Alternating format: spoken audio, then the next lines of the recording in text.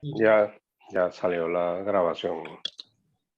Bien, buenas tardes a todos los amigos que nos concentramos hoy en la tarde atendiendo la convocatoria para este conversatorio con el doctor Pablo Liendo Chapey de 27 a las 4 de la tarde.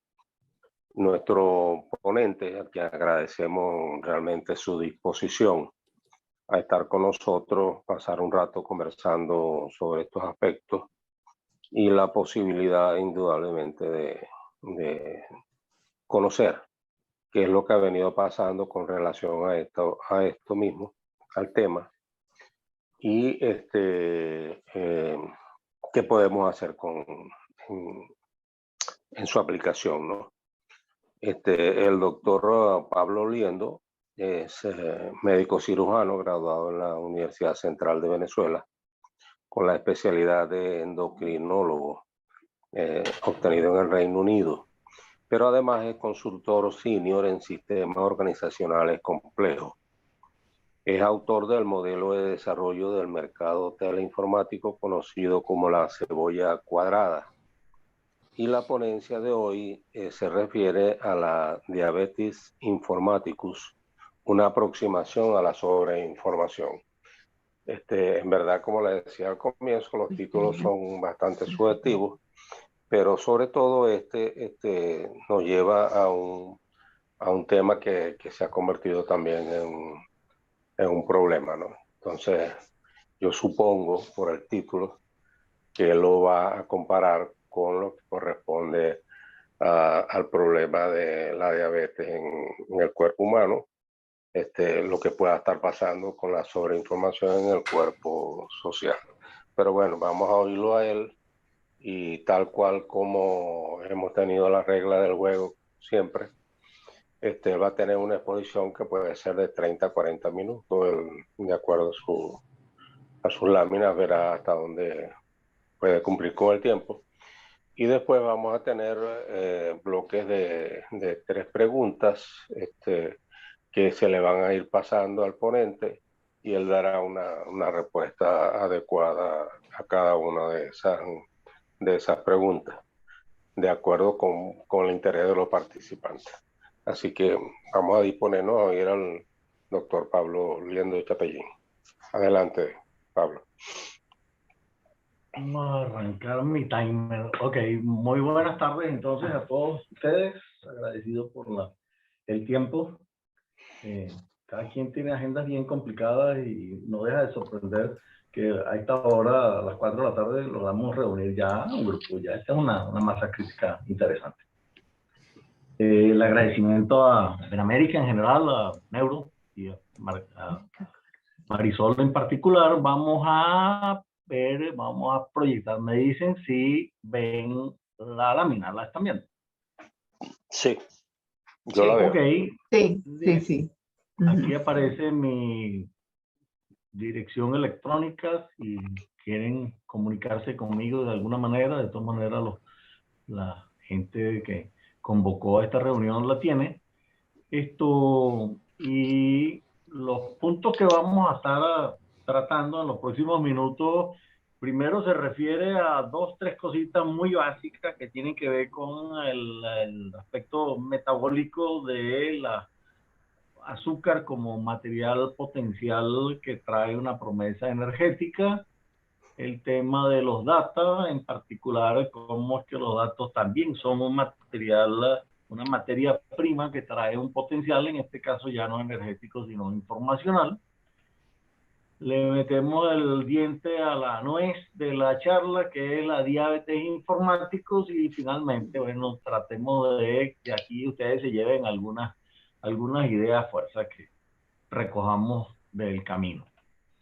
Vamos a empezar entonces con el tema del azúcar.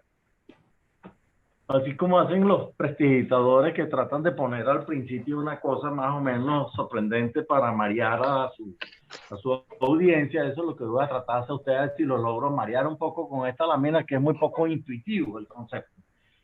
Eso que ustedes están viendo ahí pretende ser un salvavidas de eso, que es una rueda inflado con aire, en aras de el punto que quiero pasar. Imaginémonos que la rueda esa está rellena de aire y no, digo, de agua y no de aire.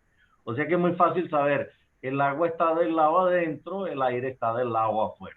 Eso es una dona o un torus. Topológicamente es esa figura geométrica, ¿no? Topológica. Ese mismo aro, si lo ponemos horizontal, lo veríamos así. Repito, lo que está del lado adentro es el agua, lo que está del lado afuera es el aire. No hay ninguna razón para la que nosotros conceptualmente nos podamos imaginar una deformación de aquello. Lo vamos estirando verticalmente, lo vamos deformando, lo vamos jalando, sigue estando del lado adentro del agua, sigue estando del agua afuera el aire. El aire va a estar en ese tubo interior que se le ve la boca negra. Y arriba, ese, por ahí es el aire que se comunica para abajo. Sigue siendo un toro, en este caso es un toroide deformado. Se ha ido deformando porque lo estamos elongando y nosotros seguimos en ese proceso de ir forzándolo a que él se vaya estirando. Y luego desplazamos el orificio de arriba, lo ponemos viendo hacia adelante y el orificio de abajo lo ponemos viendo hacia atrás. No debería ser difícil imaginarnos una figura como esta. Este es un corte de aquello en donde ya se empieza a visualizar lo que va a terminar siendo esto. Lo que quiero yo transmitirles con esta secuencia de imágenes es que el tubo digestivo, la luz del tubo digestivo durante todo el tiempo se mantiene del lado afuera de nosotros. Si nosotros agarramos una metra de vidrio y nos las paseamos por toda nuestra superficie, la paseamos por toda la piel, la metemos por la boca, sale por el ano y esa metra nunca entró dentro de nosotros. Esa metra estuvo durante todo el tiempo en la superficie externa de nosotros. Entonces, tristemente, nosotros podemos ser reducidos a un toroide deformado y nuestro tubo digestivo queda del lado afuera. Eso tiene implicaciones tanto para la parte nutricional metabólica como para la charla de hoy. Esto que ven aquí, y de esta secuencia de láminas no van a ser sino 3 las que se refieren al tema metabólico. Esto que ustedes ven aquí es una persona, se la pueden imaginar, puede ser la Kardashian que tienen ahí enfrente, la Venus de Milo, que no tiene brazos ni tiene cabeza, pero eso color carne es la persona. Y quiero que se fijen que en el centro esto amarillo con esto azul, esto pretende ser una célula. Para simplificar todo el asunto, vamos a hablar de una sola célula. Este es su núcleo. Esa célula está rodeada del sistema circulatorio que la baña y ese sistema circulatorio está en conexión directa con la parte del riñón y la orina, y eso va a salir eventualmente al exterior. Por arriba les acabo de mostrar cómo el tubo digestivo, que es esto que está acá, el tubo digestivo queda siempre del lado afuera del organismo. Entonces, cuando entra una molécula de azúcar, que es la que nos interesa, es la que trae la promesa energética en la cual estamos centrando la atención durante esta charla, visualicen que eso es algo así como un fragmento de carbón que trae una promesa energética. ¿Cuáles serían las rutas que puede seguir esa molécula? Bueno, esta es la ruta preferencial.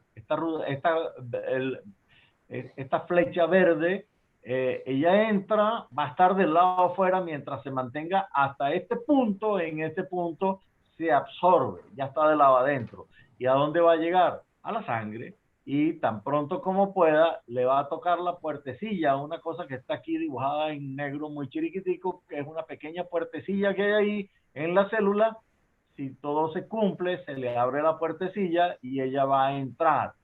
Tan pronto entre, ese carbón en una caldera se consume, se quema y libera su energía, que era la que estábamos esperando, ¿sí? Pero el hecho que entre por aquí nuestra molécula de azúcar, todavía le falta un trecho, eso no está garantizado. Puede que sí, puede que no, llegue hasta el final y se capitalice esa promesa energética que trae. Segunda opción, Bueno, esta ruta azul entra igual que la anterior, se absorbe aquí en este punto, entra a la sangre y da vueltas, y da vueltas, y da vueltas por todo el organismo. Nuestra molécula de azúcar va dando vueltas ahí. A nosotros donde nos interesa la molécula de azúcar no es en la alacena, no es en el plato, no es en la boca, no es en el estómago, ni siquiera es en la sangre, nos interesa en la célula, que la célula tenga ese material que le trae lo que ella necesita para nutrir. Los clásicos europeos hablaban y decían, el diabético se muere de hambre en la abundancia. El diabético tiene mucho más azúcar que cualquier vecino, pero tiene un problema aquí en esta puertecilla. No se está dando el tema y, por sorprendente que parezca, siendo la molécula de glucosa literalmente vital para nosotros, en ello se nos va la vida, resulta que las paredes de la célula, de casi todas las células, es impermeable al azúcar. Tiene que abrirse la puertica para que ella pueda entrar y que se pueda capitalizar la promesa energética. Y quien abre esa puertica es una palabrita que ustedes habrán oído por allá que se llama la insulina. Entonces, si la acción insulínica se cumple, el mandado está hecho. Si no se cumple, ¿qué va a ocurrir? Ella va a dar vueltas y vueltas y vueltas en la sangre y luego va a pasar en algún momento a la orina, que lo vamos a ver en la tercera y última lámina de esta secuencia, y se va a perder. ¿Cuál es el mensaje que traigo acá? Puede darse el caso, y de hecho se da con frecuencia, que entra la molécula que necesitamos, repito, en ello nos va la vida, se absorbe, circula dentro de nosotros, fuera de la célula, pero dentro de nosotros, y se filtra a la orina y se escapa por la orina, y para nosotros ni nos enteramos, porque no logramos sacarle la energía que traía. Esta es la tercera ruta que puede tomar nuestra molécula de azúcar, por la causa que sea, entra en el tubo digestivo y sale pancha y feliz tal cual como entró. Esas son cosas que se ven en... Recuerdo una paciente, una señora, y me trae al hijo, doctor, yo no sé por qué ese niño no engorda, si ese niño come, yo lo veo que come muchísimo y no engorda. Y uno estudia al niño y al niño le faltan las vellosidades intestinales, tiene un problema de malabsorción intestinal. Entonces, el hecho de que llaman coma, bueno, ella ve que cosas que se meten por aquí, lo que pasa es que esas mismas cosas salen por aquí y no se fueron utilizados. El organismo ni se enteró. Eso, si se lo piensan, es exactamente igual, pero no llama la atención de la madre, cuando la madre tiene un bebecito y le está dando la compota y la compota se le derrama todo en el babero. Es exactamente lo mismo. Se fue por aquí. Entonces, siempre estuvo del lado afuera, nunca llegó a entrar. Estuvo muy cerca, muy, muy cerca. Lo tocó, en este caso lo atravesó, pero no sirvió de nada porque no se logró beneficiar la célula de esa nutriente que estaba esperando. Esta es la tercera y última de las láminas que le decía. Esto amarillo, véanlo como un riñón. Esta primera flecha de arriba de la parte superior, esta es la arteria renal y por aquí sale la vena renal. Y ahí van a venir cosas, que van a salir cosas y van a atravesar eso. Lo que pasa es que hay una particularidad. Uno asocia, y el que pasó por el bachillerato, por lo menos, al menos el bachillerato de antes, el que pasa, se asocia que el riñón es una suerte de filtro, y lo es. Y en ese filtro, como todo filtro, hay unos poros, y esos poros tienen un diámetro. Y aquí viene una cosa que es totalmente contraintuitiva. La molécula de azúcar, de la cual dependemos, que nos va la vida en ello, tiene un diámetro menor al del tamaño del poro. Y eso es absolutamente contraintuitivo, eso es muy sorprendente. ¿Y qué es lo que ocurre? Que cuando el azúcar pasa por acá, se filtra y llega a estar del lado de la orina. Ahora, eso es tan vital para nosotros que nosotros no podemos andar por ahí estando orinando azúcar. Entonces, ¿qué hace el organismo? Lo vuelve a reabsorber. Y hay un mecanismo para hacer eso. Como eso que llegó a estar del lado de la orina vuelve a pasar a la sangre antes que se escape. Antes que vayamos al baño, eso vuelve a entrar otra vez y sigue en la circulación. Y en otra vuelta volverá a hacer lo mismo y sigue en la circulación. Esto es tan importante, pero tan requete importante, que el organismo gasta energía reabsorbiendo un azúcar que de otra manera se le va a escapar. Y gasta energía haciendo eso. Y resultado final, que ese mecanismo tiene una capacidad de transporte máximo. Eso se satura en algún punto. Y los valores normales de azúcar en la sangre pueden ser de 60 a 110. Cuando eso sube a 120, 130, 140, 150, 160, no hay azúcar en la orina porque eso está funcionando. Pero cuando eso se aproxima al 170, 180, alrededor del 180, ya no, el organismo no puede seguir reabsorbiendo tanto. Sigue reabsorbiendo, pero no tanto, y parte de eso se le escapa. En este dibujo, las barras estas son tóxicos que también tenían un diámetro menor que el del poro, y esos no se reabsorben, esos siguen de largo. Para eso está la orina ahí, para eliminar esos tóxicos. Y estos cuadrados y estos triángulos son sustancias mucho más grandes que no tienen este problema porque no se van a filtrar, pues son más grandes que el poro. El énfasis está en cómo se da este fenómeno, que una cosa que es tan requete importante puede, por la vía digestiva, salirse sin haber sido utilizado, e incluso cuando llega a entrar podría filtrarse y escaparse por la orina, y no logramos extraerle la promesa energética que traía. Y hasta aquí el tema de la parte metabólica, si se quiere, del asunto. Vamos a lidiar un poco entonces con lo informacional. Unas pequeñas precisiones semánticas. Hay tal cosa como la noción de lo que es los datos. Los datos son esto: un material que tiene un potencial, no es información, tiene un potencial informacional. Pueden ser simbólico, sígnico, icónico. Aquí hay un par simpático, amenazante los dos. Se refiere a algo de cuyo nombre no quiero acordarme. Esto nos dice que en caso de emergencia, 174 kilómetros más adelante vamos a poder resolverlo porque habrá un teléfono. Esos son datos, estas cosas que están aquí frente a nosotros.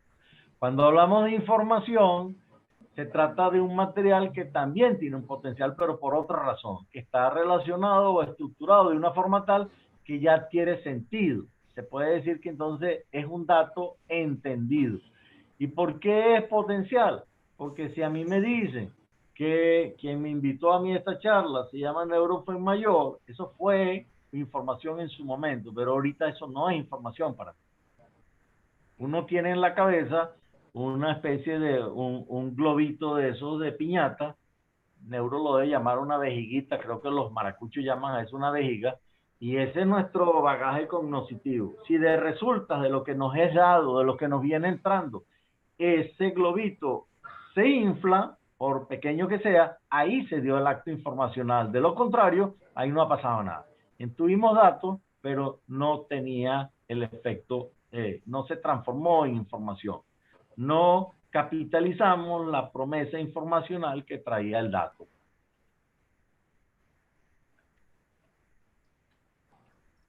Formalmente, la información es intransferible si nos ponemos necio con rigor. Eso es así como yo no le puedo pasar gordura a una persona, yo le paso nutrientes y ya verá esa persona si engorda o no engorda. Yo le puedo pasar datos y ya verá esa persona si eso termina siendo informacional o no, pero yo no le puedo pasar información con rigor. El conocimiento ya es un relacionamiento ya mayor, es una información comprendida y formalmente es tácito. Desde un cierto ángulo, cuando uno se mete en este tema del conocimiento, una acepción del tema es que el conocimiento está entre las dos orejas. Entonces no tiene mucho sentido hablar de una base de conocimiento. Tiene el mismo sentido de que uno pudiese hablar de una base de líbido o una base de apetito. Uno puede habilitar espacios para que esas cosas se estimulen, la libido y el apetito, y que se propicie el tema del conocimiento. Lo que uno no puede gestionar directamente el conocimiento, como no puede gestionar directamente el apetito y la libido. La inteligencia es la capacidad de intervenir ventajoso y oportunamente. Estamos hablando de un conocimiento estratégico, y la sabiduría es la capacidad de jugar correctamente cuándo, cómo y para qué poner en acción a ese conocimiento. Entonces tenemos una suerte de escala de agregación de valor partiendo del dato, la información, el conocimiento, la inteligencia, la sabiduría. Ese proceso es una cadena de obstáculos que no está garantizado. Eso se puede interrumpir en algún momento.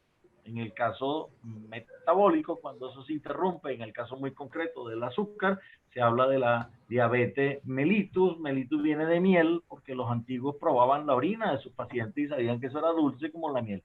Entonces, en el caso, yo he acuñado el término que más adelante me voy a referir al de la diabetes informático, porque hay una analogía con el anterior. Este diagrama lo vamos a revisar muy rápidamente. Esta línea punteada es la frontera entre Mr. X y su medio ambiente, lo que está dentro del medio interno, lo que está fuera del medio ambiente. En algún momento viene entrando unos datos, viene entrando una señal, viene entrando algo que puede venir del medio interno, puede venir del medio ambiente en un terreno totalmente neurológico. Hay unas estructuras sofisticadas que son capaces de registrar que ha ocurrido un cambio en esa señal, y si las características de la señal cualitativa y cuantitativamente son las que se requieren, se produce la sensación, se siente eso, y ahí ocurre también la traducción de eso en señales electroquímicas codificadas.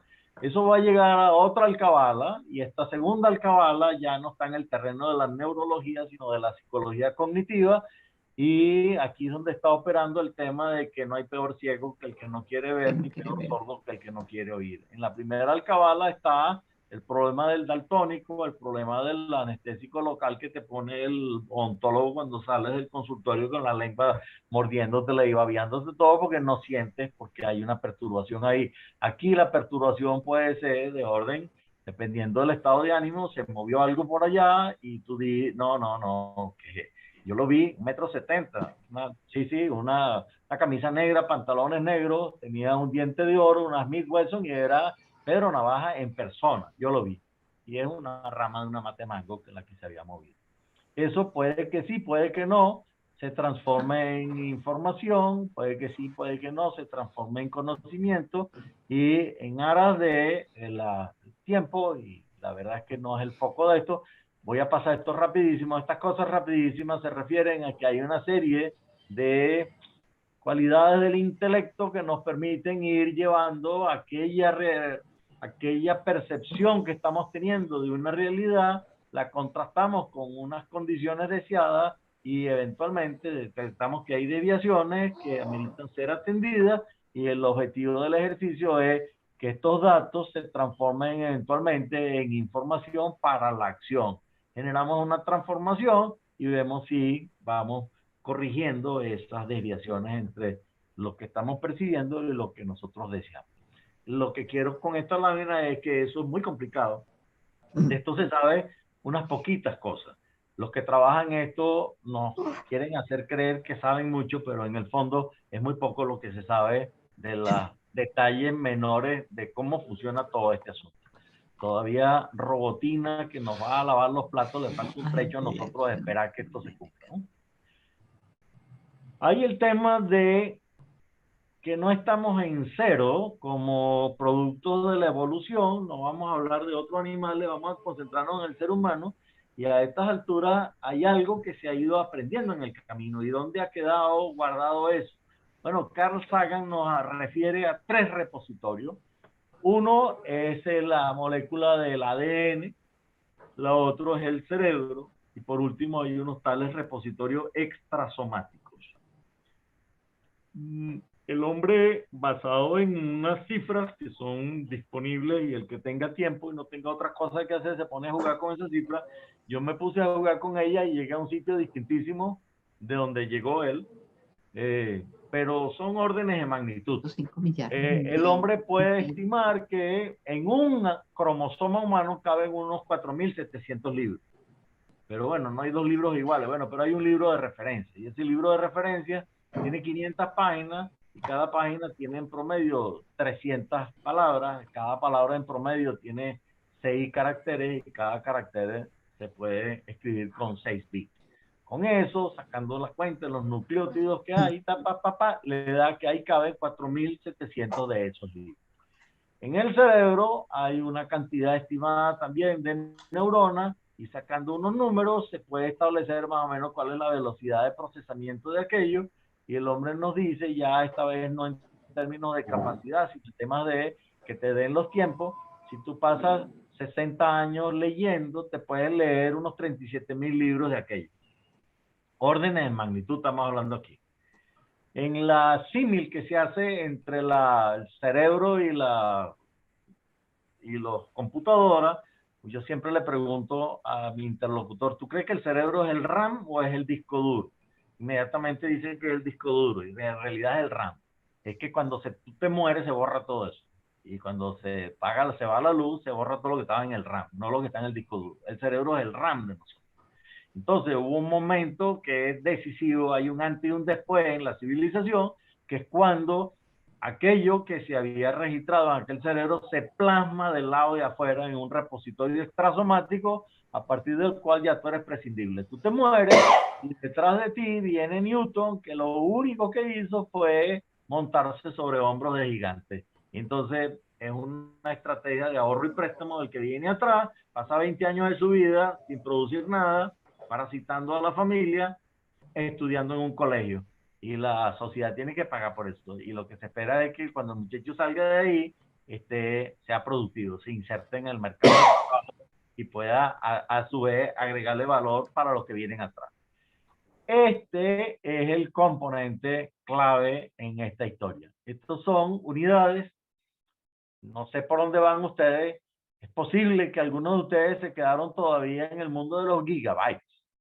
Ya probablemente algunos de ustedes ya tienen un disco externo, una cosa de esa que se mueve ya tímidamente en los principios de los terabytes. Resulta que de lo que estamos hablando ahorita en el universo digital ya pasó los exabytes y ya entró francamente en los zettabytes. Estamos hablando de 10 elevado a la 21, para que se formen una idea. Recuérdense de estos dos nombrecitos en esta escala del bit, byte, kilobyte, megabyte, gigabyte, terabyte, petabyte. Estamos entre los exabytes y los zettabytes. El Principito decía que a uno le tienen que dar unos números para que uno entienda las cosas. Entonces, para que entendamos las cosas más o menos, cuando los números son tan grandes, en el 2002, y fíjense que de eso hace 20 años, se produjeron esta cantidad de datos y se quedaron registrados allá afuera. Eso equivalía en aquel momento a 500.000 bibliotecas del Congreso, que para ese momento tenían unos 19 millones de libros cada uno. En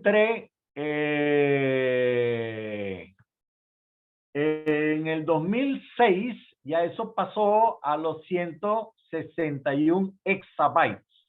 ¿Y qué tanto es eso? Bueno, 3 millones de veces toda la información que se había producido en libros en los últimos 5.000 años. 3 millones de veces eso, solamente en el 2006.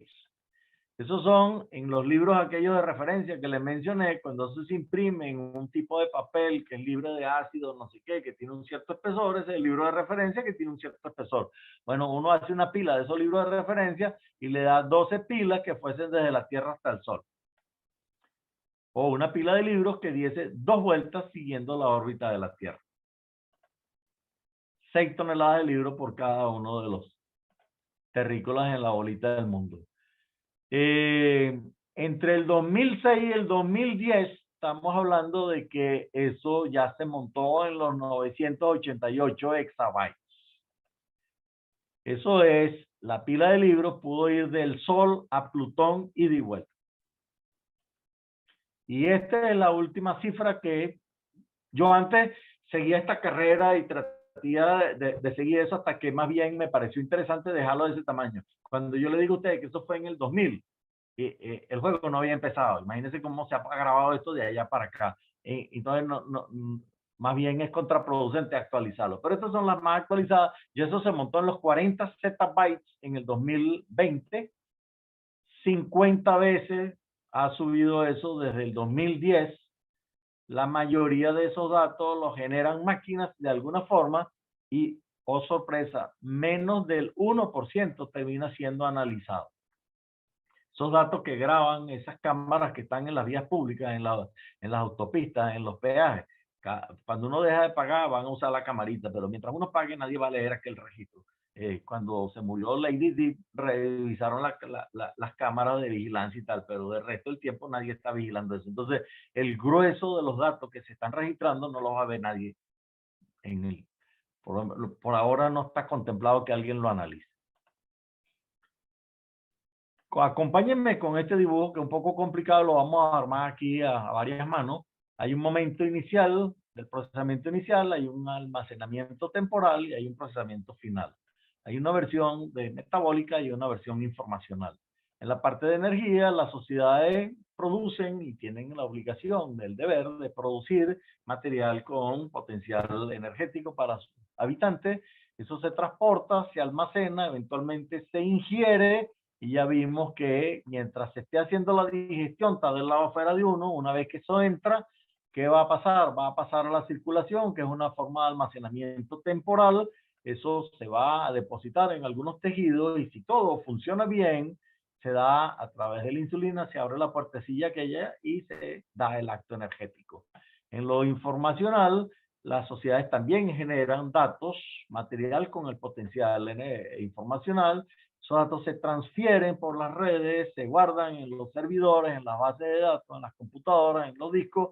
Eso eventualmente a través de una interfaz de usuario final se consulta, se da el fenómeno de las dos alcabalas, aquella de la sensación, la percepción. Eso no aplica a estos almacenamientos temporales. Y si todo marcha bien, se habrá dado el acto informacional. El acto energético, pues entonces que a partir de un material con potencial energético se capitaliza de eso. Ingerir nutrientes no es estar nutrido. El acto informacional es que a partir del material con el potencial informacional se logre capitalizar eso. Recibir datos no es estar informado.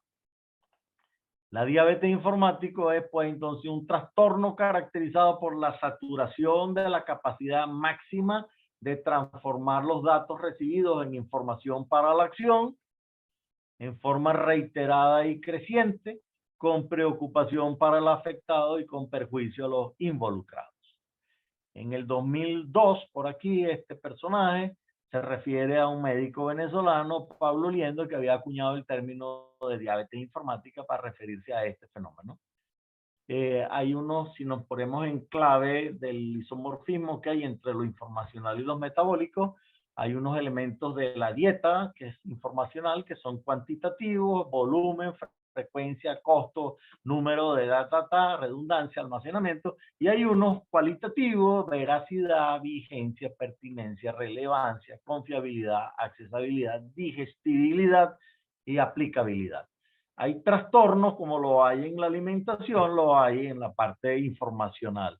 Tú puedes tener trastornos informacionales con una dieta normal, cuantitativamente. ¿Y cómo así? Bueno, porque estas te centras en temáticas políticas, economicistas, nacionalistas, belicistas, xenofóbicas, sexual, religiosa, delictual, y todos sabemos de qué estamos hablando ahorita aquí en este momento. Cuando la gente se centra, la cantidad puede ser normal, pero la temática es una idea fija, un tema fijo.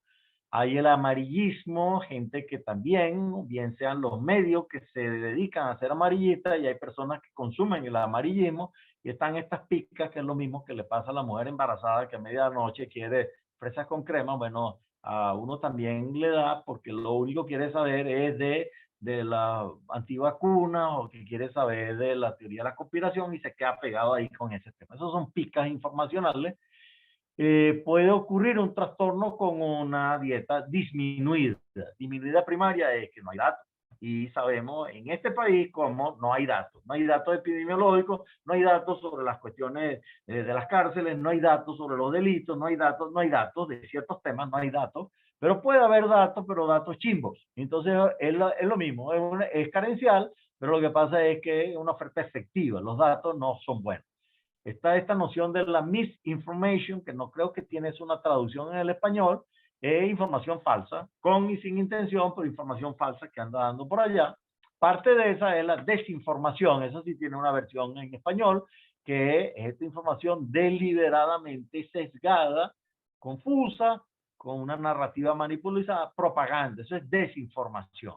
Y después están estas dos terribles, el fake news, que se diseña internacionalmente para que mimetice una noticia veraz, pero que busca tocar lo emocional, algo sensacionalista y va dirigido a desviar la atención en otra dirección. Este es más reciente y es el final del principio del final. No sé si ustedes ya se han topado con esto y si no, prepárense que les viene cerca.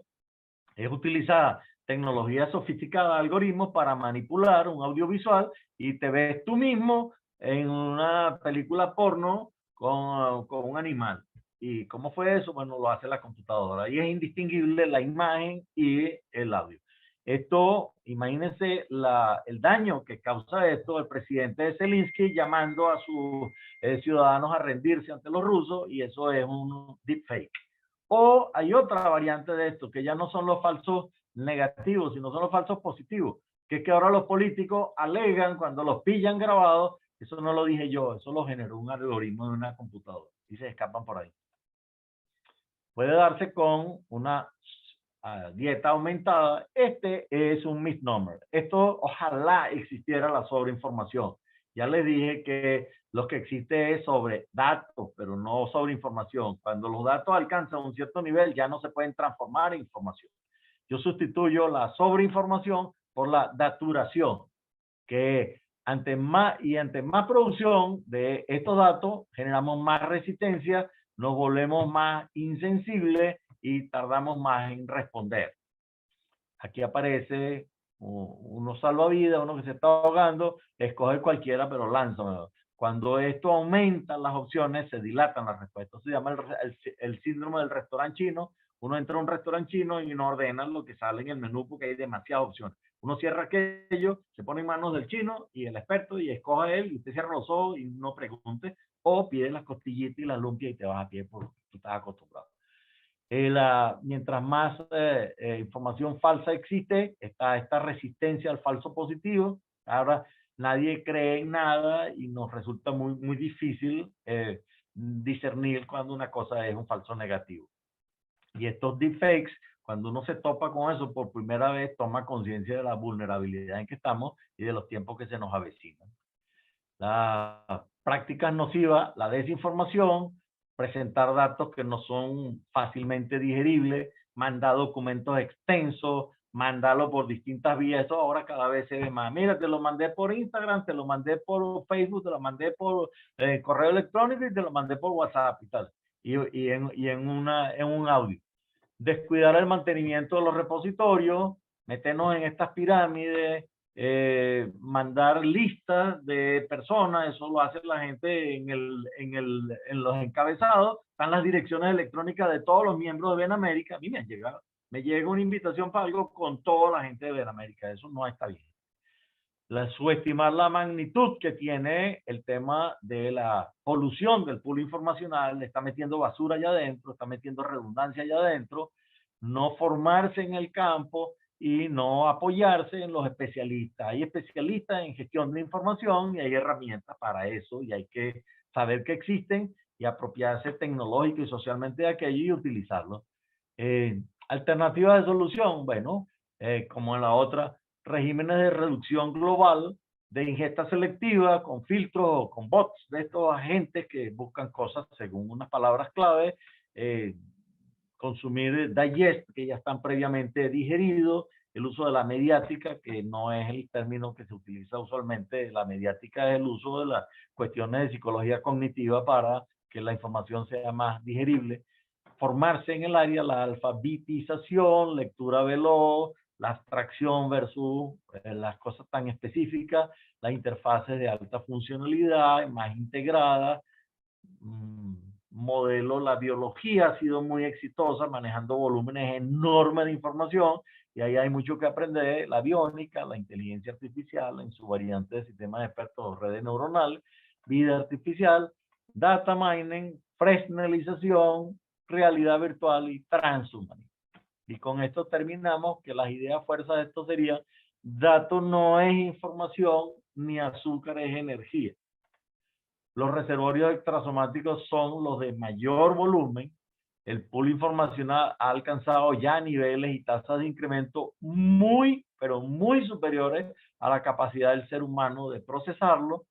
Y el padecer de diabetes informático es la regla, no la excepción. De modo que ustedes llegaron aquí sin diagnóstico y ahora se van de aquí con su diagnóstico de diabético informático. Dudo que alguno de ustedes, el que esté libre de diabetes informático, que tire el primer voice. Y creo que cuando una gente tiene unos mensajes en la bandeja de entrada, en el celular, que no los ha leído, cuando una gente borra cosas que nunca los leyó, cuando una gente no da respuesta a los mensajes, y mira, vale, ¿qué pasó con el mensaje? Sí, yo sé que está, yo lo tengo ahí, sí, pero no lo he leído. Cuando una gente ya está haciendo eso, eso es azúcar en la orina.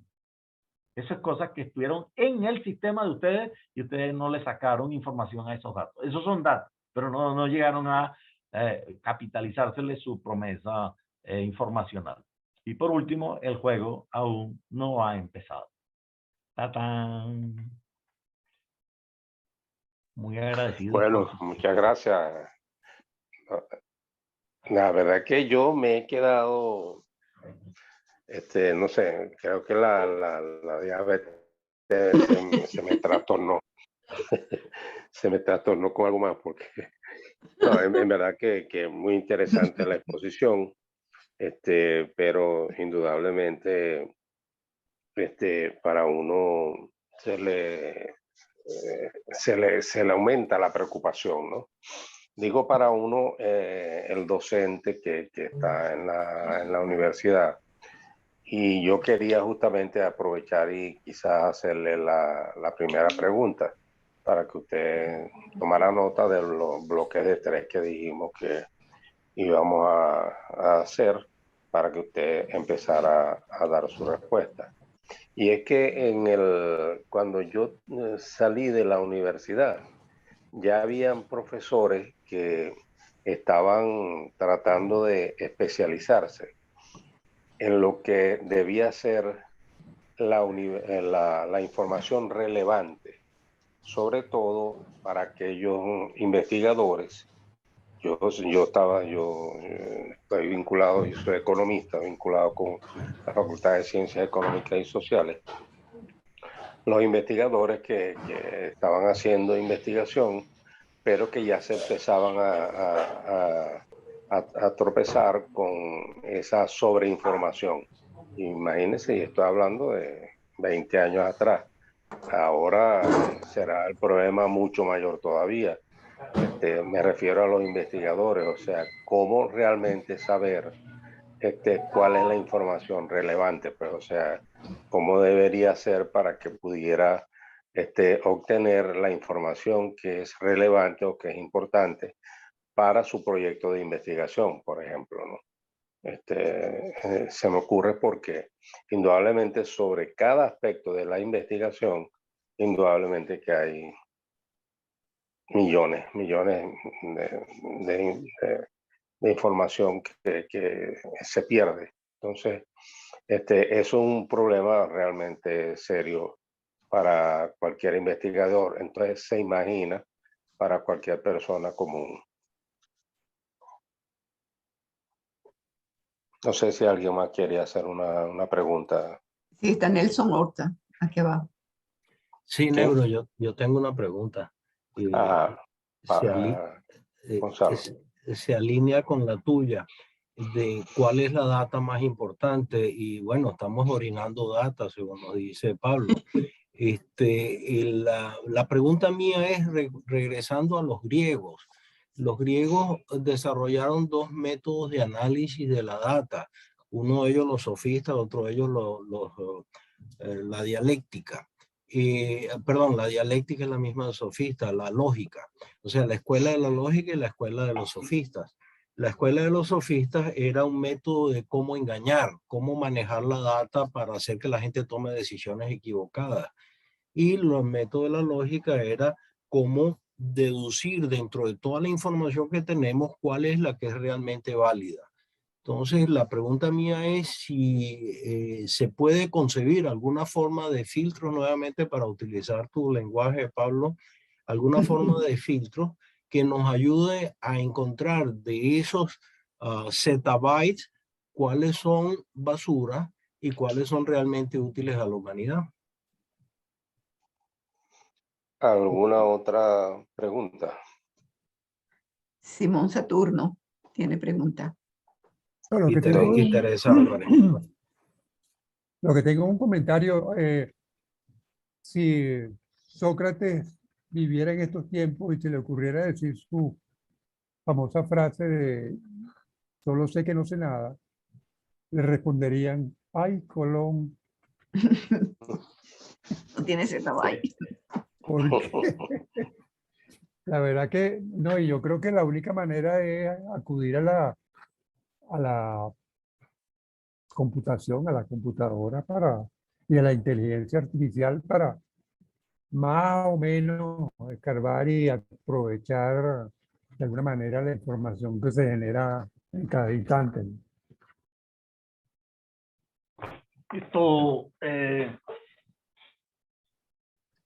Yo tengo la convicción de que la sombra nuestra no puede correr más rápido que nosotros. Yo creo que esto es un fenómeno autolimitado. De alguna manera esto se va a... No tengo la menor idea de cómo va a ser. Sé que va a ser, pero no sé cómo va a ser. Esto va a ir cambiando. Yo creo que eso que nos ocurre con las millennials y las X, ellos genéticamente son idénticos a nosotros. La gente dice, es que no, estos niños digitales que nacen así, no, ellos nacen igualitos que todos nosotros. Eso no es verdad. Los cambios evolutivos, biológicos, toman millones. Eso no es tal cosa. Sino, ¿qué pasa? Que ellos aprenden a irse adaptando a un pool informacional que los agobia.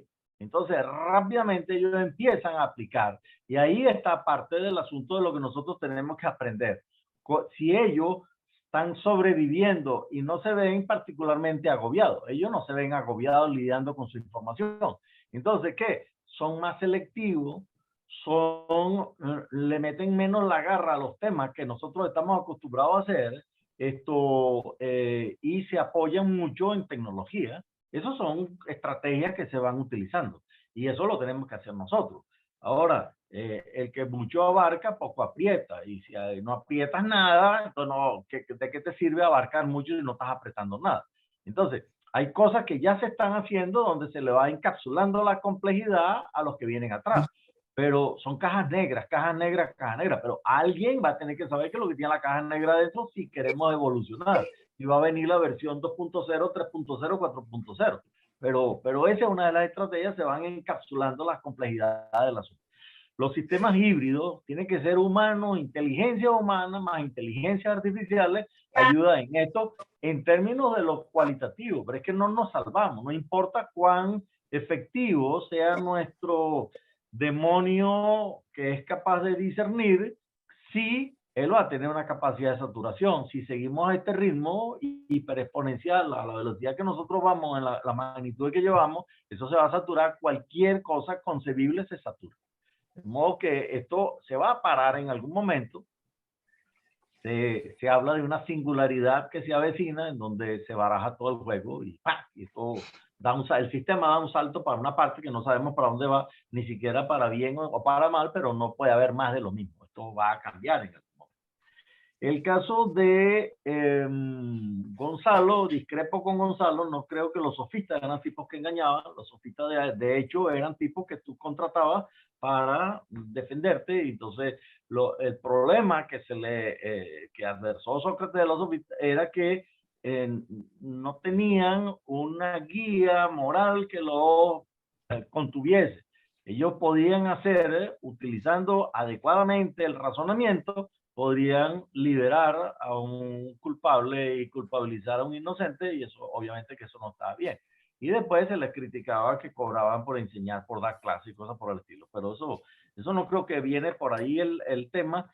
La pregunta tuya es sensiblemente igual a la pregunta de Neuro. Yo creo que el mejor ejemplo que existe en materia de algún dispositivo que es capaz de buscar una aguja en un pajar se llama el motor de búsqueda de Google. Eso es una cosa que yo no salgo de mi asombro. Cada vez que yo hago una búsqueda, yo me tomo la molestia de ver el tiempo que tomó aquello y el número de recuperaciones que tuvo. Esto, al principio, cuando empezó el tema de montar cosas en la internet, pero muy temprano en el juego, se planteó, señores, esto no tiene sentido, vamos a meter piezas de información en un sitio que es un agujero negro, no vamos a poder recuperarlo, porque esto está creciendo muy rápido. Entonces se formaron dos opciones. Uno era Yahoo, con un tren de editores humanos que fueran poniéndole etiquetas a las cosas que se estaban registrando. Y rápidamente eso se saturó y eso se abandonó. Eso, los resultados que daba Yahoo eran mucho más relevantes. Te daba 5 trabajos y tenían que ver con el tema. El otro te daba 5.000 trabajos y no tenía nada que ver con el tema. Era la máquina. Pero eso se ha ido depurando y ahorita es una cosa sencillamente que, como decía Arthur D. Clarke, cuando una tecnología es lo suficientemente avanzada es indistinguible de la magia. Para mí, el motor de búsqueda de Google raya en la magia. Así es sencillito. El tema de, sí, yo creo que esas eran, no sé si contestan las preguntas. Sí. Hay 3 preguntas más. Hay una en el chat de Michelle López Luzardo, y está Teresita Álvarez y Luisa Elena Sucre con la mano levantada. Leo la del chat y después ellas dos intervienen. La bonita, por favor, la López esta, bonita. A Michelle López. Quizás Pablo pueda decirnos cómo puede ayudar el concepto de actividades profesionales confiables a escoger o decantar los conocimientos a impartir a los estudiantes. Entonces, sí, es muy interesante. No sé si vamos a otras dos más. Hay otras dos más. Sí, Teresita Álvarez y Luisa Elena Sucre. Teresita. Micrófono, Teresita. Sí, mi reconocimiento, bueno, al doctor Pablo, por excelente exposición. Les confieso que yo al comienzo yo dije, Dios mío, ¿cómo voy a entender esto de la diabetes? Yo no tengo conocimiento de medicina, salvo cuando voy al médico, ¿no? Yo dije que cómo viene esto aquí a relacionarse. Y realmente la vinculación que hizo fue realmente muy didáctica en cuanto a esa comparación con el proceso de la información. Sí, me parece que es muy didáctica y conveniente.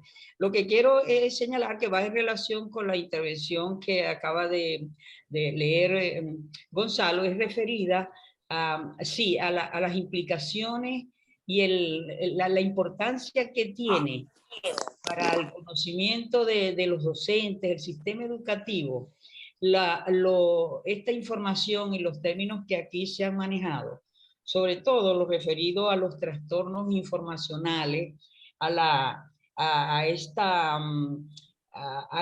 desinformación,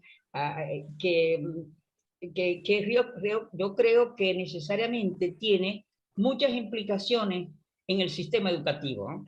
Yo siempre lo vinculo a ello como docente dedicada a esta actividad, y vemos que hay que hacer constantemente procesos de selección, de información, los estudiantes de buscar y hacer análisis crítico de esa información que están manejando para poder procesarla y poder emitir sus posiciones particulares sobre los temas en estudio. Yo lo que quiero es hacer referencia a esas implicaciones que tiene para el sistema educativo y para la educación en general en particular. Luisa Elena Sucre, micrófono. Bueno, Pablo, me encantó mucho la analogía entre el tema de la diabetes, el azúcar y los datos de la información. Y en relación con eso, realmente y yo no soy médico y ahí puedo estar, digamos, equivocada, pero entiendo que en los últimos tiempos el ayuno, digamos, a nivel ya biológico de diabetes, el ayuno intencional, o sea, dejar de comer algunas horas más de la cuenta, no el ayuno, por supuesto, obligado y terrible de la pobreza, sino el otro ayuno electivo, contribuye a disminuir, digamos, los niveles de azúcar en la sangre y balancear todo esto. Entonces, cuando yo me voy a los... Wow. ¿Congelaste? ¿Se congeló o qué? Se congeló. Ujú.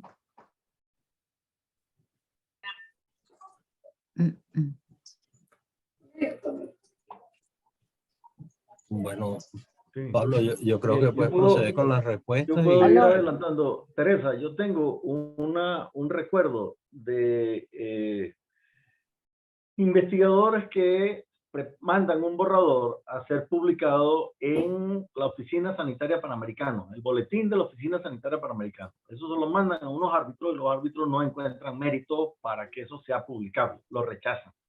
Con eso, población, tú no puedes sacar esas conclusiones. Con esa estadística que le aplicaste, el método, no puedes llegar a esa cosa y lo rechazan. ¿Qué hace? La persona va y lo publica en el boletín de la Sociedad Médica del Hospital de Valle de la Paz. La misma Oficina Sanitaria Panamericana financia luego el que existan unas bases de datos regionales y entrena al personal de cómo se van a nutrir la base de datos y los mandan a Brasil, a farmacia y tal y cual, y dan dinero para que eso se haga. Entonces, cada país se compromete a registrar toda la información que hay, mandárselo a un nivel central y a cambio recibe la información de toda la región. Venezuela pone la suya y a cambio recibe la de toda la región. ¿Y qué va a pasar? Con dinero de la Oficina Sanitaria Panamericana se publica el trabajo que el investigador se lo habían rechazado. Y es así, y no necesitas a esa vuelta tan grande. Tú mandas una cosa a publicarla, no te la publicas, lo pones en tu blog y eso lo ve el buscador. Entonces, si el que está investigando le da exactamente lo mismo que eso haya sido publicado en una revista arbitrada o que haya sido publicado en el blog de cualquier persona, ahí tenemos un problema. Yo veo venir cosas coercitivas, yo veo venir, es un problema muy grave, muy serio, con implicaciones muy aparatosas.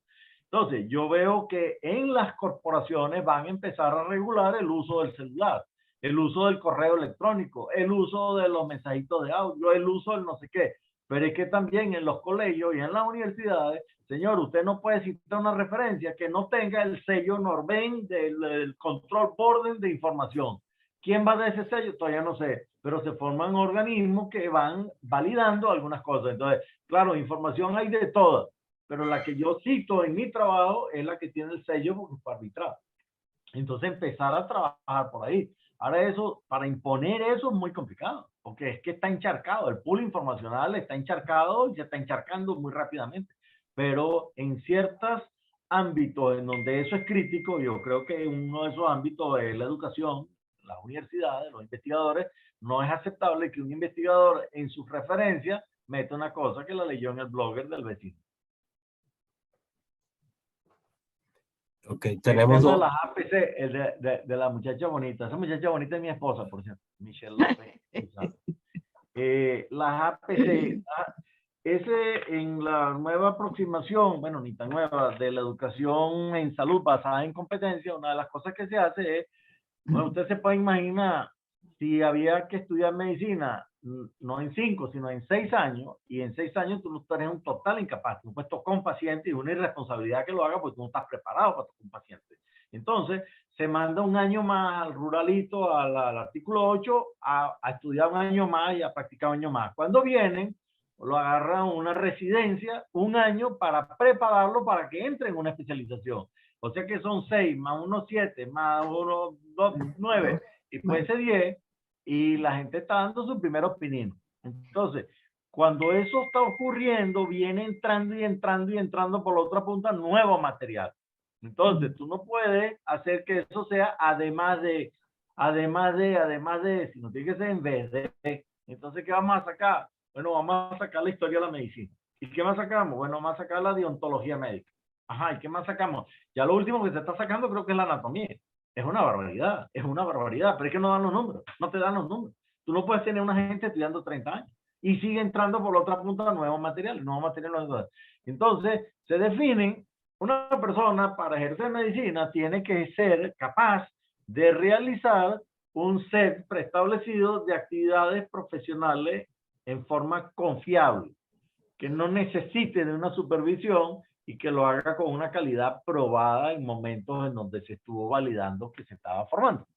Entonces, se define un perfil del egresado y usted lo mete por aquí y esa persona tiene que saber hacer una historia médica. Esa persona tiene que saber poner una sonda. Esa persona tiene que saber con unos puntos de sutura. Y es un set básico de cosas de esas. Y con eso, bueno, y lo otro que es clave es que esa persona no se sepa las preguntas. No se puede pretender que los estudiantes se sepan las preguntas. Ya llegó el momento que lo que hay que enseñarle a los estudiantes es a formular las preguntas, no las respuestas. Tú agarras a una gente que es muy ignorante, lo pones frente a Google y no haya que hacer, porque no haya que preguntarle. Y si tú le soplas la pregunta, cuando Google le dé la respuesta, no sabe cómo presentar la respuesta, porque no tiene el contexto. Entonces tú le tienes que dar una capita de contexto y una formación con rigor en pensamiento crítico, razonamiento clínico, que él pueda valerse. Si yo te paro a ti al lado aquí un especialista, tú podrías manejar ese paciente. Porque cuando es tan ignorante, tú quieres que yo te traiga aquí al experto, te lo pongo aquí al lado, ¿qué vas a hacer? ¿Cómo te vas a ayudar con el experto? No sabes qué preguntarle al experto. Entonces, a los muchachos hay que enseñarlos a formular las preguntas y confiar que las respuestas que vienen saliendo, aquellas que tengan el sello Norben, son confiables. Y esta gente se le enseña un set preestablecido de actividades profesionales confiables, que deben de hacerlas en forma no supervisada. Tenemos 3 preguntas más en orden de levantar la mano. Gabriel Demper, Nelson Horta y Jorge Baral. Gabriel Demper, micrófono, por favor.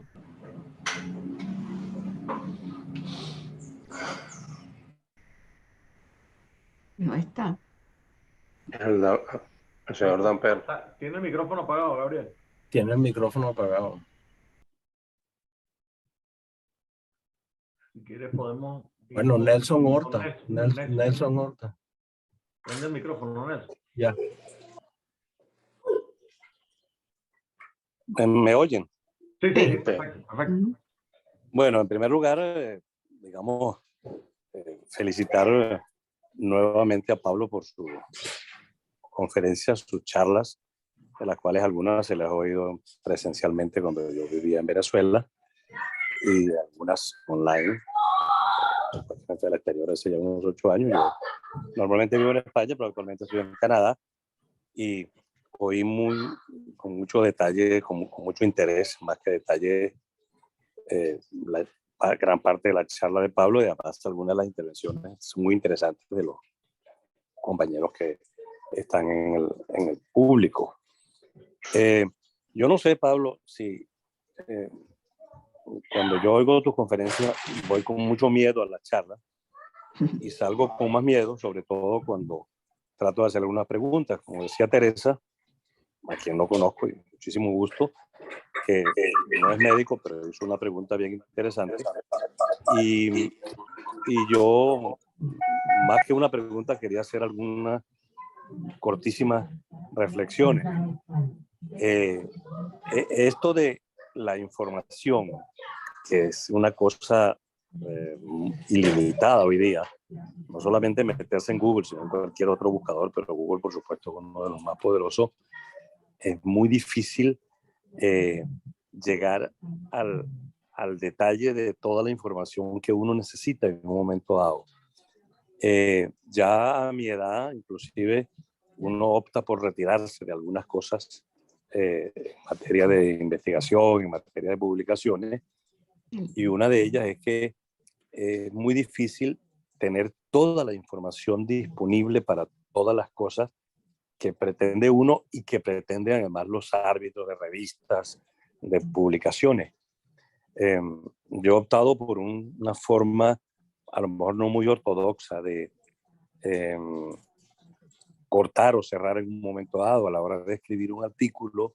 Y Michelle López, por ejemplo, que yo sé que está en el público también, sabe que me da una cantidad de artículos para una de las revistas que yo mando con frecuencia, que es Archivos Venezolanos de Pediatría, porque además soy miembro de la Sociedad de Pediatría, soy nefrólogo, pediatra. Y entonces llega un momento en que uno está escribiendo un artículo y no hay forma ni manera de parar la información que uno puede volcar en ese artículo o poner en ese artículo como elementos referenciales. Entonces yo hago un punto de corte. O sea, aquí paro y lo que vaya saliendo, bueno, se publicará o se colocará allí, ¿no? Y además, y quizás esto va más en consonancia con algunas ideas que expresaba con mucha capacidad Pablo allí, es que ya hay cosas en las que uno ya no puede meterse. Yo soy un médico clásico, ortodoxo, un médico convencional en Venezuela y trabajo en España y de una u otra forma hago algunas otras cosas en otros países, pero hay cosas en las que no me puedo meter ya porque genéticamente, como decían al comienzo, no me da. Yo, por ejemplo, en biología molecular y en genética, traté de meterme hace 2 o 3 años en algunas cosas, pero mientras más leo y más veo cosas de estas, menos entiendo el asunto. En consecuencia, voy llegando a un nivel de incapacidad personal para discernir sobre esos tópicos que digo, yo no puedo con esto. Y si eso tratamos de, además, ponerlo en consonancia con la informática, con la alta tecnología, la cosa se me complica muchísimo más. Entonces decidí, yo ahí no me meto. Y simplemente busco apoyo como pueda de alguna gente, entre ellas Pablo, las pocas veces que hablamos, pero que indirectamente estamos en contacto. Pero la vida se nos está complicando cada vez más en estos sentidos y lo que yo recomiendo es no permanecer tratando de ser ambicioso desde el punto de vista del conocimiento, ni de la tecnología, ni de la ciencia. Llegamos hasta donde llegamos y hasta ahí, bueno, si eso nos satisface, y eso nos satisface a alguna gente, con eso pues nos tomamos un vinito y estamos más tranquilos. Eso es lo que quería decir. Gracias. Gabriel Dempar, a ver si ya está, y si no, Jorge Varal. Bueno, ahora sí me escuchan. Sí, perfecto. Bueno, perfecto. Pablo, ¿qué tal? ¿Cómo estamos? Bueno, ante todo, felicitaciones, un tema realmente de inmensa actualidad y muy, muy interesante. Un pequeño comentario, yo recuerdo que cuando comenzaron las computadoras, alguien le preguntó a uno de los expertos en esto que estaba en esa época que si algún día llegarían a superar al hombre. Y él contestó que no había problema, que en ese momento la desenchufaban. Ya sabemos que eso no se puede desenchufar. Llegamos a un nivel en que ya no es desenchufable. Y entonces, dentro de todo ese proceso que tú planteas, tú ves como una posible solución que el sistema en algún momento se sature, lo cual también tendría sus problemas. Pero visto de una forma más pesimista, yo he llegado a pensar que esto también se puede transformar en un arma de destrucción masiva, porque por el camino que vamos, como no hay formas de controlarlo, lo has explicado, nos está llevando a un grado de desinformación tal, en medicina, por ejemplo, está afectando muchísimo las prescripciones médicas, etcétera, etcétera, y eso está produciendo a su vez un efecto social de enfrentamiento, de violencia social por mala información y desinformación que puede llevar también a un daño irreparable. Jorge Varal, y hay un comentario en chat que yo quiero leerlo porque es cortico. Cada vez más se refuerza la idea de que un experto es alguien que sabe absolutamente todo de absolutamente nada. De nada. Jorge. Bueno, yo conozco a Pablo desde hace 45 años, creo, más o menos. Bueno, no es que lo conozco, es que hemos estado trabajando juntos desde hace tanto tiempo. Sin embargo, a pesar de que desde hace un montón de años he estado comentando con Pablo sobre la diabetes informáticos, nunca había visto el detalle como lo que presentó hoy. Y realmente me pareció extraordinario. Pablo, me pareció extraordinario, sobre todo el símil simple de un proceso sumamente complejo. Y ahí viene la estrategia, es decir, lo que Pablo presentó hoy fue en una forma muy simple, intuitiva y fácil de acceder de un proceso que es muy complejo. Y esa es la clave para manejar el mundo de hoy, es decir, la abstracción. El problema es que nosotros estamos formados para trabajar con lo concreto, y lo concreto es lo que se está expandiendo en forma acelerada. Y realmente cuanto más datos hay, más información hay. O sea, cuanto más datos hay, más confusión hay, en cierta medida. Entonces yo creo que una dosis que yo aplico en mi caso personal es la abstracción. La abstracción es lo que te salva. La abstracción es lo que te permite, en esa definición que presentaron al final, no fue de otra, sino el último que habló, perdona, que no me recuerdo el nombre, pero que decía que la especialización es el que sabe, el especialista es el que cada vez sabe más de menos hasta llegar a saber todo de nada. Esa es la definición de especialista que dicen los generalistas, pero los especialistas dicen que el generalista es el que sabe cada vez menos de más hasta llegar a saber nada de todo. O sea que estamos en el medio. Entonces, ¿qué solución nos queda ante esta abundancia de datos y que esconde la información que está en el fondo? Entonces, en ese sentido, la abstracción. Por eso es que mi lectura preferida en este momento son los presocráticos. Justamente porque ellos estaban hablando en conceptos fundamentales que rigen todos los problemas, inclusive los de hoy en día. Ese es un punto. De todas formas, no era una pregunta la que tenía, porque todas esas preguntas ya me las ha contestado Pablo durante muchos años, pero sí quería destacar el impacto de su mensaje, que muy bien presentado. Definitivamente puede hacer muchísimo daño. Y de hecho, Pablo mencionó, y quiero destacar las cosas que dijo al final, las últimas, sobre el deepfake, por ejemplo, y sobre todo en la parte de la imagen. La tecnología ha avanzado, pero ha avanzado porque priva el impacto comercial sobre el esquema. O sea, como tú lo mencionaste, Gonzalo, así como en la época no de Parménides, sino de Protágoras, Protágoras y Gorgias versus Sócrates. Ese planteamiento tiene un impacto hoy en día. La gente usa la información para el mal o para sus fines particulares que no necesariamente están en favor del avance de la cultura. Y yo creo que ese es un punto que tenemos que aprender a manejar, cómo no sucumbir ante esa inundación de datos y de cosas que no tienen estructura. En la escala que presentó Pablo, habla de datos e información, pero Pablo presentó varios escalones más. Esos escalones más arriba son más fundamentales y con problemas. O sea que la problemática se vuelve más compleja. ¿Y cómo llegar a la sabiduría? Ese es el truco, de cómo realmente llegar a la sabiduría. Eso es lo que tenemos que apuntar, y en eso es que deberíamos esforzarnos en los procesos de formación de nuestros gente joven. Ya, ese es el comentario que quería hacer.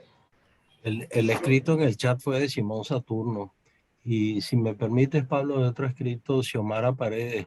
Conocimiento no es sabiduría. La avalancha de información viene con el reto de discernir lo válido y útil de lo banal e inútil. Tarea del día a día. Pablo. Yo creo que a nosotros generacionalmente nos ha tocado una cosa inédita. Yo creo que la humanidad se está topando con unas fronteras en donde, si bien es cierto que podría seguir investigando y avanzando, no tiene sentido, porque el que no le sigue el paso no es un problema de tecnología, es un problema del hombre. El hombre ya llegó al tope de nada. Tecnológicamente no hay ninguna razón por la que no se diseñe un monitor en el tamaño de la cabeza de un alfiler. Ahora, ¿eso es para qué? Si el ojo humano no puede ver. salvo que eso lo estén haciendo para una máquina, pero resulta que las máquinas todavía le falta un trecho para sustituirnos a nosotros. Eso creo que va a venir, pero todavía falta bastante. Entonces, invertir dinero en miniaturizar un despliegue de un monitor, ¿no? Ya llega un momento que económicamente no tiene sentido. Y económicamente deja de tener sentido tal o cual cosa, y tal o cual cosa y tal. Entonces hay una, que no es mía, hay una expresión que anda por ahí, hay un problema de ancho de banda biológico, que el problema no es tecnológico, el problema es que el hombre no le sigue al paso. Los desarrollos tecnológicos siempre van por delante de la capacidad que tienen las sociedades de absorber. Al día de hoy, una cosa como decir la oveja Dolly, que eso es el precámbrico anterior, y eso no se ha resuelto. Las sociedades no están listas para la clonación. Y es un tema viejísimo, viejísimo. Y todavía no estamos listos. Entonces, hay momentos en donde quienes terminan regulando el asunto es el mercado, que deja de ser rentable meter dinero, porque esa cosa vale mucho dinero, desarrollar cosas sofisticadas. Entonces, meter más dinero por ahí cuando la humanidad no va a ser la clientela, sino van a ser las máquinas. No sé qué tan entusiasmados estén los inversionistas en hacer desarrollo para que se beneficien las máquinas, sin pasar por la humanidad. Y eso va a ser un factor limitante de la expansión de estas cosas. Yo recuerdo, eso debió haber sido, por ahí en los años 90, en donde alguna vez leí que habían suficientes puntos en la curva en el registro de nuevos usuarios de Internet. Ya esa curva tenía suficientes puntos como para establecer razonablemente cuál era la pendiente de esa curva. Entonces, sí, y solo si no se inserta una variable, que no, un wildcard, que no lo tenemos en un meteorito que acabó con los dinosaurios o un 11 de septiembre, si no pasa una cosa que no está en el programa, deberíamos, si se mantiene esta curva, nosotros para tal fecha deberíamos tener tantos usuarios de Internet. Bueno, el caso es que la curva de crecimiento de la población normal también tenía suficientes puntos registrados como para establecer esa pendiente, con el mismo, digamos, premisa. Si sigue la misma tendencia y no se establece una cosa que no estamos previendo, esas dos curvas se van a cortar en algún punto. ¿Por qué? Porque la de crecimiento de usuarios de Internet tiene una pendiente más empinada que la de la población mundial. Y esas curvas se cortaban en el 2006. ¿Qué quería decir eso? Que para el 2006 iban a estar conectados todos los terrícolas del planeta, incluyendo los que no habían nacido y iban a nacer para ese entonces. Bueno, cuando uno veía aquella predicción, tú dices, yo no sé qué va a pasar. Yo lo que sí sé es que eso no va a pasar. Yo sé que eso no va a pasar. Y eso me pasa a mí con este tema. Yo no sé qué va a pasar. Lo que sí yo sé es que la sombra no puede correr más rápido que nosotros. Eso se va a parar. Se va a parar de alguna manera. Y yo creo que nos falta mucho tiempo para eso por las tasas de cambio que tiene. Los valores absolutos que ha tomado los parámetros que uno mide cuando trata del tema, te das cuenta que esas cosas ya alcanzaron unos entornos explosivos. Ya real llama real y conocimiento llama conocimiento. Y nunca la bolita del mundo que nosotros sepamos había tenido 7.000 millardos de terrícolas. Y no solo que es que tenemos más átomos, es que tenemos más bits. Esos terrícolas se están comunicando. Y cada vez el usuario de Internet es más sofisticado en los usos que le da a aquello. Entonces, todo eso trabajando como un tornado, eso empieza a tener un efecto de centrífuga que va acelerando. Y eso es lo que yo creo que adelanta la singularidad, que debe estar por ahí. Yo creo que vamos a toparnos con una singularidad. No sé si yo la vea, ojalá la vea, porque me da muchísima curiosidad qué va a ocurrir. Y la predicción que se hace en estos casos es, no puede haber más de lo mismo. El sistema cualitativamente va a cambiar y el sistema se ha cargado de tal grado de complejidad en donde van a aparecer propiedades emergentes. Va a ocurrir algo con propiedades emergentes que no son predecibles, pero esto va a distar de ser lo mismo. Creo que María Eugenia tiene una pregunta por allá. Aló. Perfecto. Ok.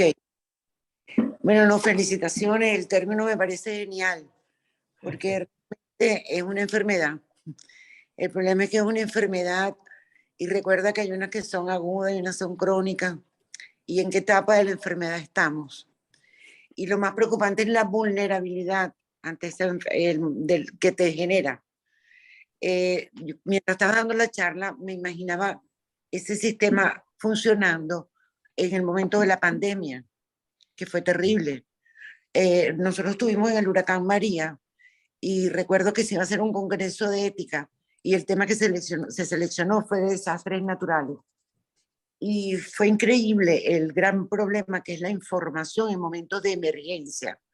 Entonces yo pienso que si estamos conscientes de esto, por lo menos en caso de emergencia, debería de alguna manera de parar la información y de que sea una excepción de que se bloquee y sea un carril no dictatorial, pero sí con personas expertas, porque lo que uno tiene que informar en una pandemia depende del momento, cuándo, cómo, porque si genera pánico, pierde la capacidad de respuesta y el desastre es mayor.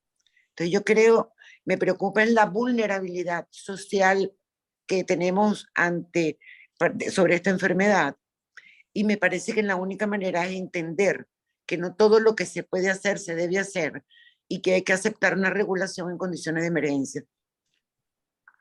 Bueno, que ya el estatus es de emergencia, no en desastres naturales. El día a día ya es una emergencia, ya esto es una emergencia. Esto está incidiendo sobre la cotidianidad del adulto joven contemporáneo y los no tan jóvenes contemporáneos también. Yo les acabo de mencionar que yo creo que, y veo venir estas cuestiones coercitivas, como todo, hay un riesgo. En aquellos trastornos informacionales, cuando yo hablo, hay uno que es carencial primario. No hay información. Y les mencioné, bueno, no hay información epidemiológica, no hay información de las cárceles, no hay información de los delitos o los índices bancarios, qué sé yo. Pero ¿y qué me dicen ustedes del blackout informativo en un momento de un golpe de Estado? Pues bien, esas cosas pasan y lo hemos vivido, no es una teoría, es un hecho concretísimo. ¿Quién es el que hace el blackout? ¿Por qué? Porque a veces tienes que hacerlo. A veces tienes que hacerlo. El tema es la sabiduría que invoca Jorge. ¿Quién es el que le va a quitar el cascabel al gato? Pero es que lo tienen que hacer para destrancar el juego.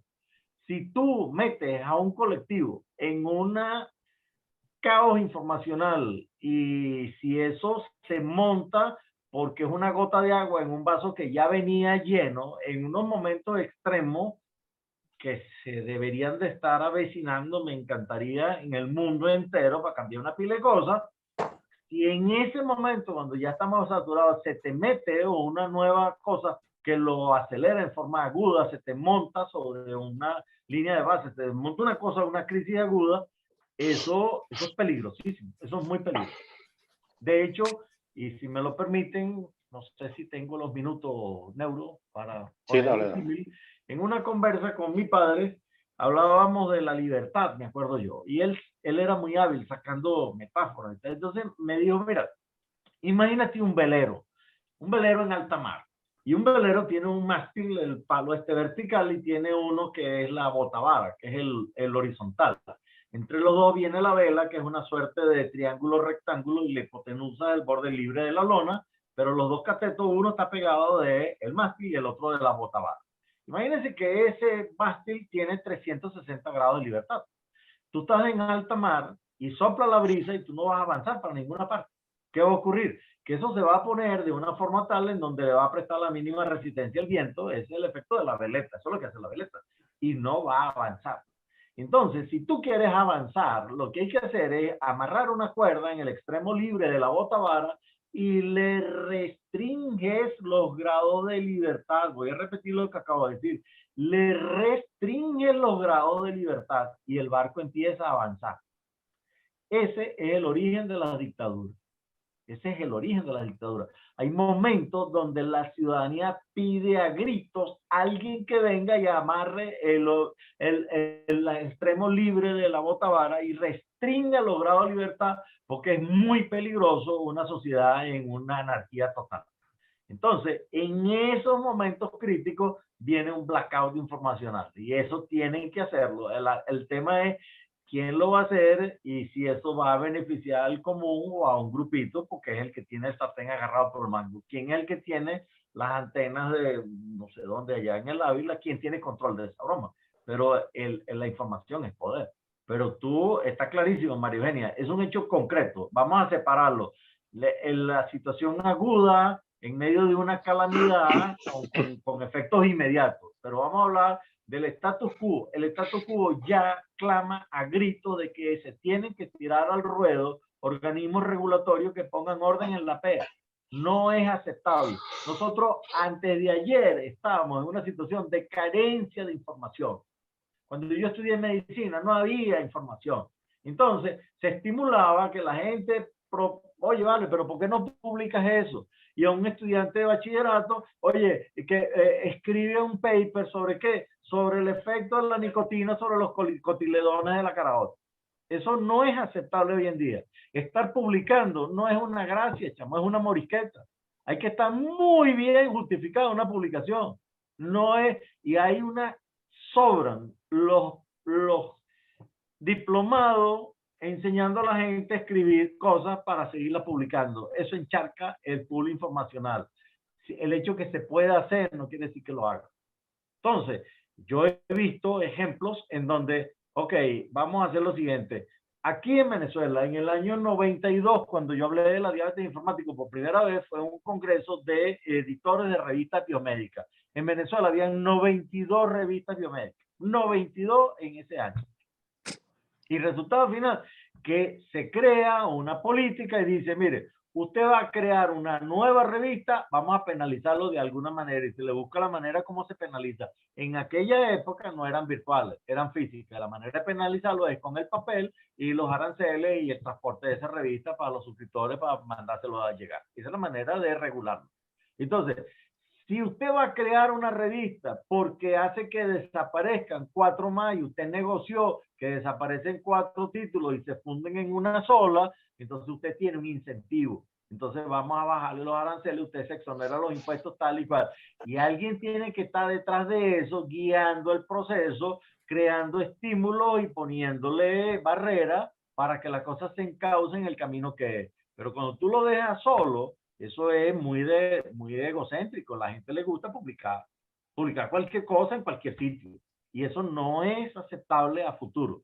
Ahorita en este momento no deberían haber estímulos para que la gente esté publicando, salvo que eso esté justificado. Entonces, y en la revista tienen que ser muy responsables los editores de la revista de no estar, oye, vale, queda cosa, porque esta es la primera vez que publica y tal y cual. Ajá, ¿y sobre qué va a publicar? El efecto de la nicotina sobre los cotiledones de las carajotas. No, lo paran, no se justifica. Tiene que ser una cosa que tenga mérito suficiente para publicarlo. Eso es un cambio radical cultural, profundo, que no nos hemos dado cuenta. Eso estamos, es que se avecina una ola, no, chamo, hay un tsunami y tú estás abajo y la ola está reventando encima de ti y tú no te das cuenta. Bien.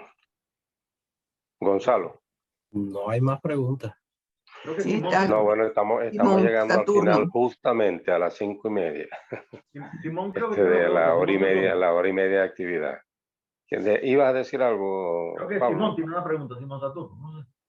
Ah, Simón. Una pregunta muy difícil, doctor. Una disculpa, sí, por el atraso, pero fue imposible llegar más temprano.